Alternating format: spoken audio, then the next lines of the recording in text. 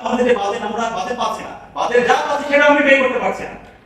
তো এটা আমি আগে যে প্রশাসন আমি তাদের কাছে কোয়েশ্চন করতে চাই এবং এটার সাথে যারা জড়িত ছিল আমাদের নিশ্চয়ই এটা আইডেন্টিফাই করে সেটা বের করা দরকার। এবং এই বছরে 2026 সেশনের যে প্রকৃত ব্যয় সেই প্রকৃত ব্যয় আমি মার্চ পর্যন্ত দেখছিলাম, সেখানে আমাদের এই বছরের গবেষণায় বরাদ্দ ছিল 21,57,00,000 টাকা। তো মার্চ পর্যন্ত ব্যয় হয়েছে মাত্র 124 কোটি টাকা। এখানে খাত বাড়ি ব্যাখ্যা দেওয়া আছে 1,24,24,00,000 টাকা। এখানে বরাদ্দ ছিল 21,57,00,000 টাকা গবেষণা বরাদ্দ, ব্যয় হয়েছে 1,24,00,000 টাকা এই বছরের মার্চ পর্যন্ত। এর পরবর্তী খরচ কত হয়েছে আমাদের এখানে আমরা খরচগুলো দেখতে পাইনি।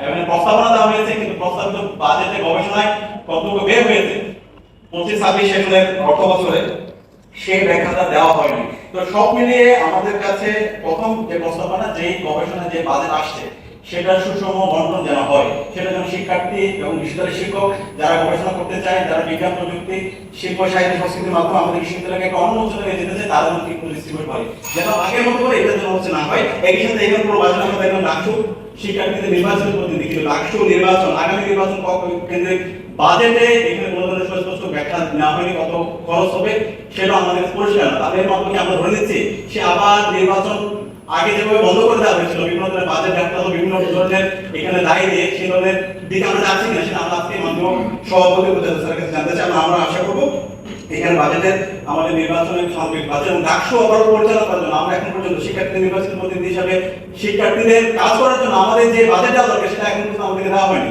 আজকে প্রায় আমরা 10 মাস পার করছি, মাত্র আমাদেরকে 25 লক্ষ টাকা দেওয়া হয়েছে। কিন্তু আমরা যদি দেখি 2019 সাল থেকে আজ পর্যন্ত প্রতি বছর শিক্ষার্থীরা ভর্তির সময় যে টাকা তারা ডাকসুর জন্য তারা দিয়ে থাকে প্রতি শিক্ষার্থী 60 টাকা করে, সেই হিসাব করে প্রায় 1,24,00,000 টাকার উপরে টাকা শিক্ষার্থীদের পক্ষ থেকে আসে। সেই শিক্ষার্থীদের টাকাটা পর্যন্ত আমাদেরকে এখন পর্যন্ত দেওয়া হয়নি। তাহলে বিশ্ববিদ্যালয় যদি আমাদের সাথে শিক্ষার্থীর সাথে জুলুম করে তাহলে আমরা যাবো কার কাছে? এবং এই সাথে আমরা দেখতে পাচ্ছি আমরা আমাদের এই জায়গাতে আমরা সারা দুনিয়া, আমি অক্সফোর্ডে গেছি, ক্যামব্রিজে গেছি, সেখানে দেখতে পেয়েছি এই গবেষণায় তারা 25-30% তাদের ওভারঅল বাজেট তারা বাজেট দিয়ে থাকে। এবং এখানে শিক্ষার্থী এবং ছাত্রদের সবচেয়ে ভালো সম্পর্ক, ওইখানে শিক্ষক এবং শিক্ষার্থীদের মধ্যে এই রিলেশনশিপটা আরো বিল্ড করার জন্য এবং শিক্ষার্থীরা যেন আগামী দিনে তাদেরকে প্রস্তুত করতে পারে সেখানে teacher assistant research assistant system চালু আছে। কিন্তু আমাদের বিশ্ববিদ্যালয়ে আমরা এখন পর্যন্ত সেটা চালু করতে পারি না। আমার প্রস্তাবনা থাকবে আমরা এবার যেন সেই রিসার্চ অ্যাসিস্ট্যান্ট সিস্টেম আমরা চালু করতে পারি এবং কমপক্ষে আমরা যেন 1000 শিক্ষার্থীকে এই ফ্যাসিলিটির আওতায় নিয়ে এসে এবং এখানে একটা স্ট্যান্ডার্ড আমরা একটা বরাদ্দ রেখে আমরা যেন আমাদের বিশ্ববিদ্যালয়ের শিক্ষা ঢাকা ইউনিভার্সিটিকে একটা পূর্ণাঙ্গ একটা একাডেমিক ইনস্টিটিউট হিসেবে বিনিয়োগ করার জন্য আমরা একসাথে কাজ করি। ধন্যবাদ।